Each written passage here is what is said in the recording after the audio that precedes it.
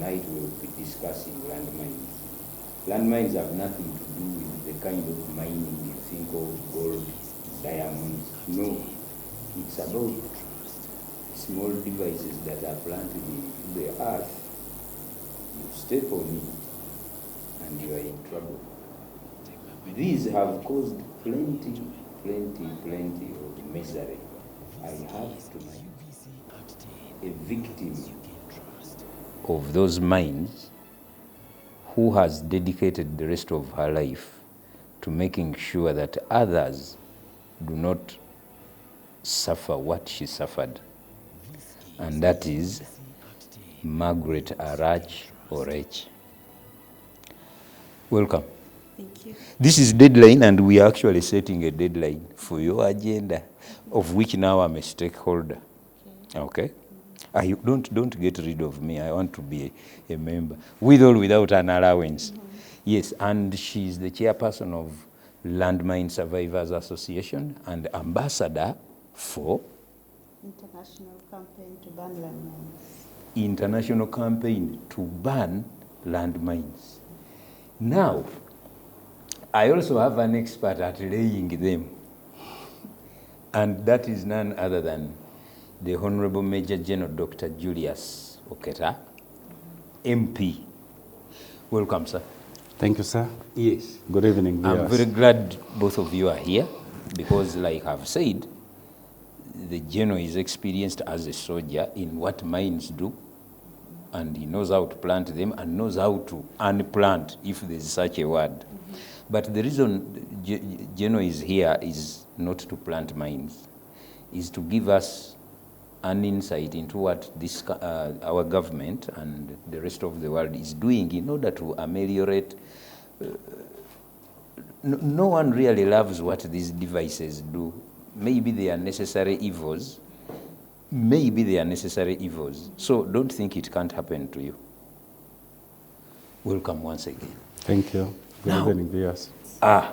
Is that the culprit?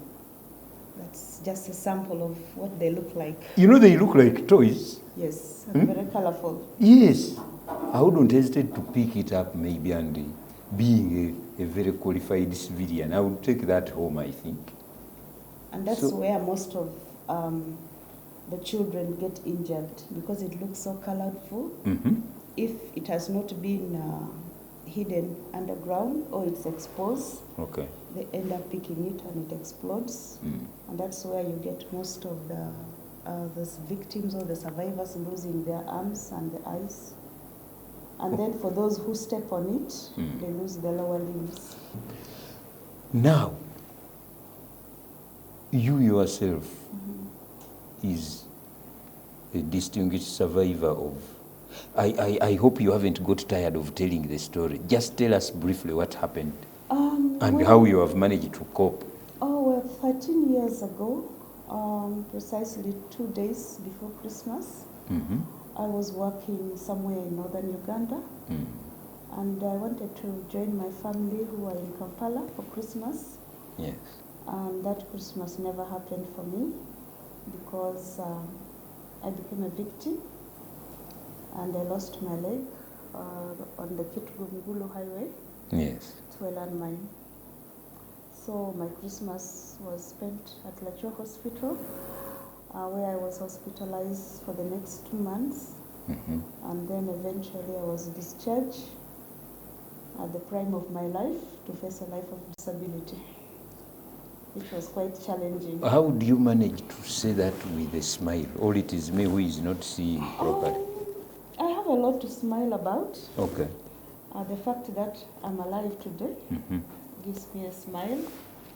And the fact that I'm there, I'm a single parent with 5 children, and I'm all they have. And I'm just happy that I was able to survive, to be there for them. At that time, they were ranging between the age of 10 to about 7.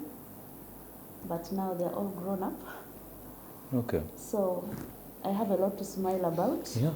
Though the incident was just a fraction of my life. I want to salute the good Lord I mean, I don't know whether I would be able to cope. And I represent very many when I say that. Now I'm going to switch to Honorable General Julius Oketta, who is here to represent Uganda Mine Action Center. Is that so? Yes. Now, Mine Action Center, to plant mines or to... because I hope you haven't come with one. Your security men would have picked it from the gate. Oh, I'm glad you have that confidence in them. So, General, what is this organization all about? You are a military man, a distinguished man of letters. I haven't seen you, but I'm sure you might have planted some mines at one time and maybe unplanted others. But now, the idea is to find a way of getting rid of these devices. The grand idea is to ban, but the little I know about affairs is that that is unlikely. All countries may pretend to have banned, and then you look at the neighbor is still having, then you also have some. It's not only here, it's everywhere. There have always been colorful events at declarations and then cocktails afterwards. Then you get Margaret stepping on one. And maybe you might even teach me, do these resolutions say against mines, do they also affect illegitimate combatants like rebels? Are they bound by agreements which might be passed in Sheraton and all that? I have a mouthful, but thanks, the expert is here. Thank you, moderator. Thank you, viewers. First, I would like to give the genesis of the issues. This Mine Action Center in the office of the Prime Minister came as a result of the many proxy wars which were happening in Uganda, or that happened. On one side in the north was by LRA, which was getting support from Sudan. Yes. Then the ADF, which was based in eastern DRC, which was also sourcing from the same. And this operation was so bad that both the military and the civilian started getting affected from the massive land and anti-personnel mines.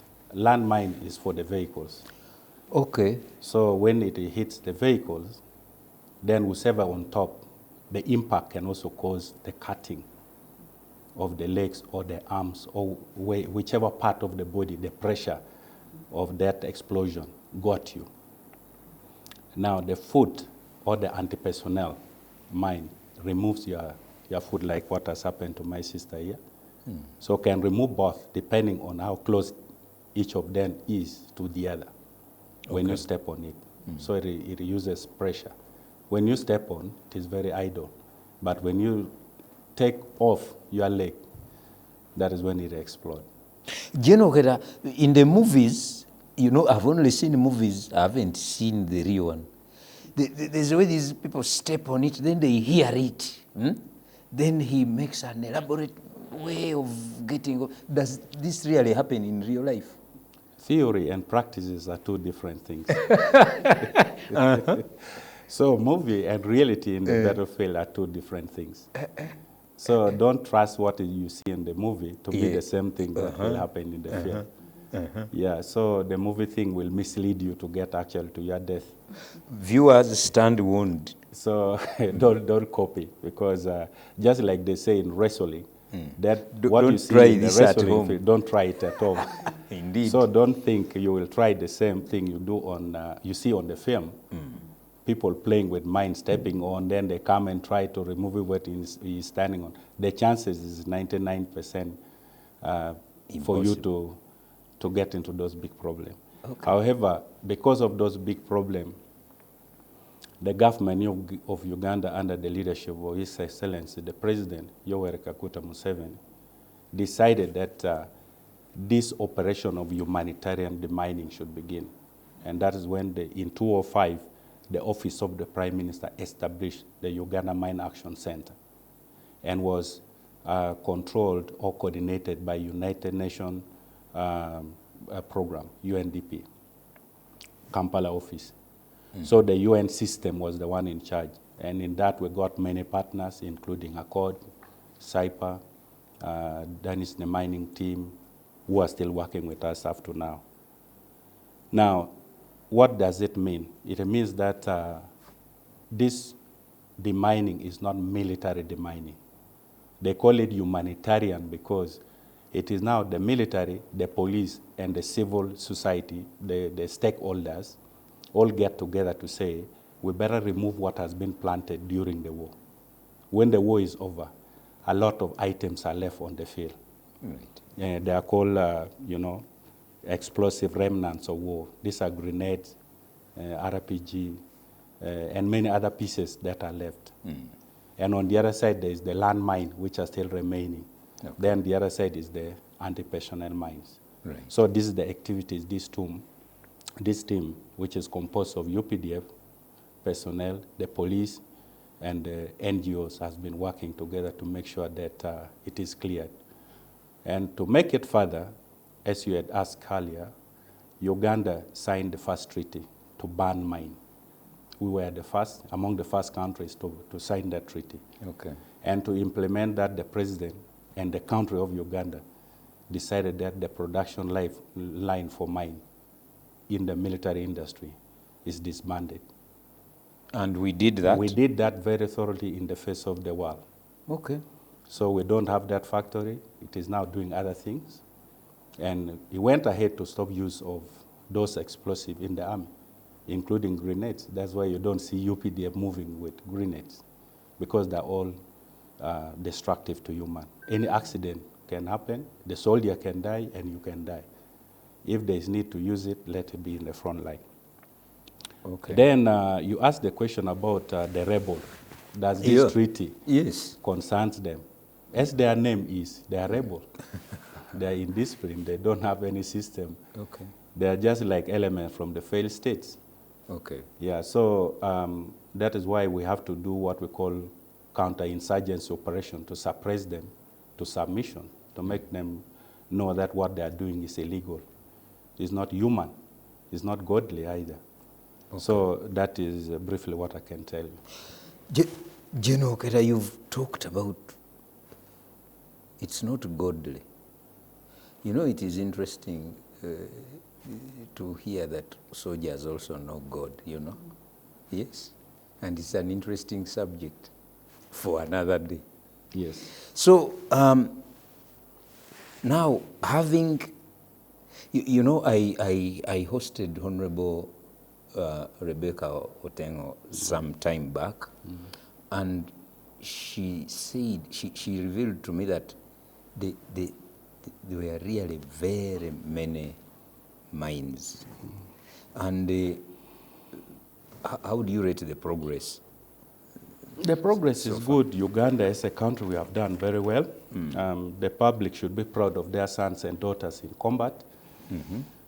They should be proud of the stakeholders like Arach here and other NGOs.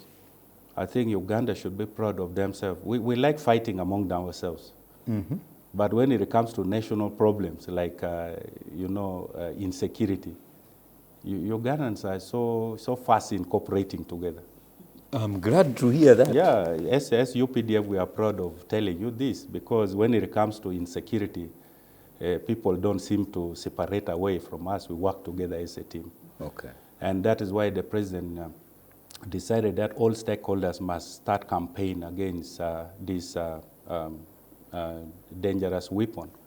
So the public education went up very well. People were educated. Her and her team, they were doing under the Minister of Gender. The Prime Minister's office was doing that.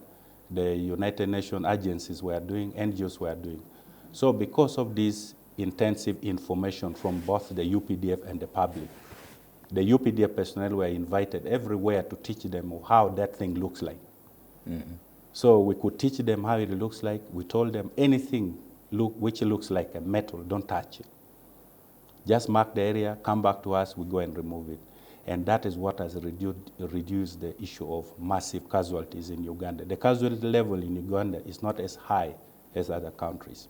Great. Because of the education, mine risk education, which has taken place.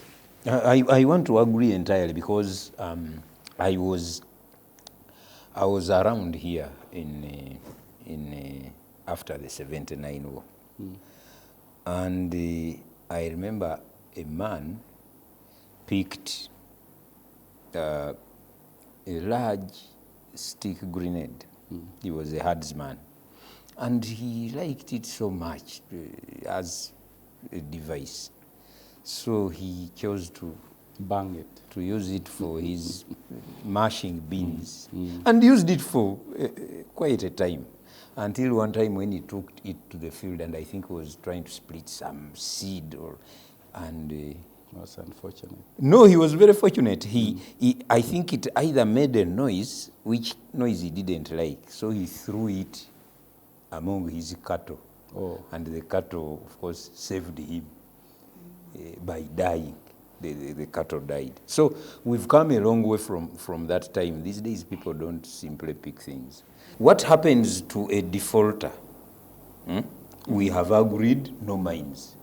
Then the same superpower you are talking about, mines. No, What can happen? Once a country signs, it has agreed that it will no longer produce. It will destroy its stockpile. Okay. It will not transfer whatever it has, and it will not even assist its neighbor to do anything to do with the landmines. So by signing and ratifying makes them a state party, and they are bound by the obligation to follow all the tenets of the treaty. Life after the mine. Who gives a damn? And many don't. Don't you know that? Many of them don't, but by the time this program ends, I want you to make a private resolution where you are, that you should begin to care about this.